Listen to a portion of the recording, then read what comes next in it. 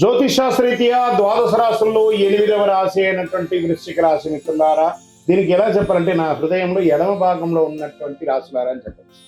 అంత అద్భుతమైనటువంటి రాశి వృశ్చిక రాశి అని అంటేనే అలా పులకించిపోతుంది. ఎందుకంటే కష్టాల కడలిలో మునిగి తేలి కష్టపడి ఇబ్బంది పడి అన్ని పడ్డారు కదా. మంచి రోజులు వచ్చేసాయి. గట్టిగా డ్రమ్ వేసి చెప్పండి అందరికీ. మార్చి 6 నుంచి బాగుంది, ఇంకా చాలా బాగుండబోతుంది. ఇంకా చూడండి ఎలా ఉండబోతున్నారో. ఆ వృశ్చిక రాశి వారికి పట్టిందల్లా బంగారం అయ్యే సమయం మీ జీవితానికి వచ్చేసిందండి. ఇన్ని రోజులు మీ జీవితం ఒక ఎత్తంటే ఇప్పుడు మీ జీవితం అలా ఉండబోతుంది.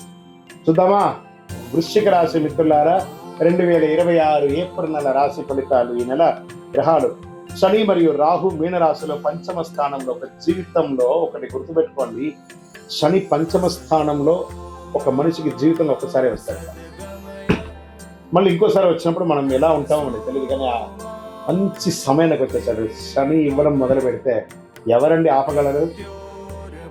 ఎక్కడైనా ఉంటే శని భగవానుడు ఉన్నాడు అంటారు కదా, అలాంటి శనియే మీకు ఇవ్వడం మొదలు పెడితే శనీశ్వరుడు ఎవరు ఆపగలరు?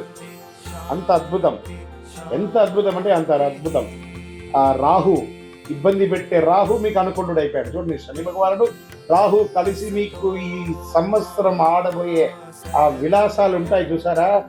ఆస్తిపాస్తులు కొనండి, ఉద్యోగంలో బాగుండండి, ఆధ్యాత్మికంగా బాగుంటారు, అన్ని రకాలుగా ఒక్కొక్కటిగా చెప్పుకుంటూ వస్తాను. కానీ అలా ఈ వృశ్చిక రాశి అనగానే ఏదో లైట్స్ అలా వెలుగుతూ ఉంటాయి, నక్షత్రాలన్నీ ఇలా తిరుగుతూ ఉంటాయి. అంత అద్భుతం జరగబోతుంది. Get ready. ఎలా? కేతు కన్యా రాశిలో లాభస్థానంలో ఉన్నారు, అనుకోని ఆదాయం రావచ్చు. గురువు మిథున రాశిలో అష్టమ స్థానంలో ఉండడం వల్ల రహస్య మార్పులు, అంతర్గత పరిణామాలు. ఖర్చులు గురువు అష్టమంలో ఉన్నా కూడా గురువు ఈ సంవత్సరం రాజాది నవనాయకుల్లో రాజు అద్భుతమైనటువంటి వాడు ఉంటే రాజ్యంలో ఉన్న వాళ్ళకి ఇబ్బంది పెడతాడా? రాశిలో తేడా ఉన్నా కూడా రాజ్యాన్ని రాజు అందరినీ సమతుల్యంగా చూస్తారు కదా.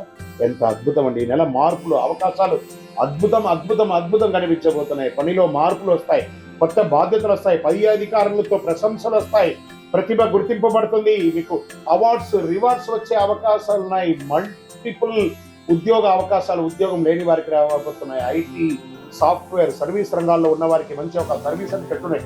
Defence, police, doctors, lawyers, judges, ఇలా ఎవరెవరైతే ఉంటారో సర్వీస్ సెక్టార్ వాళ్ళందరికీ, హాస్పిటల్ ఎంప్లాయీస్ అందరికీ కూడా ప్రతి ఒక్కరికి యోగ కాలం అండి.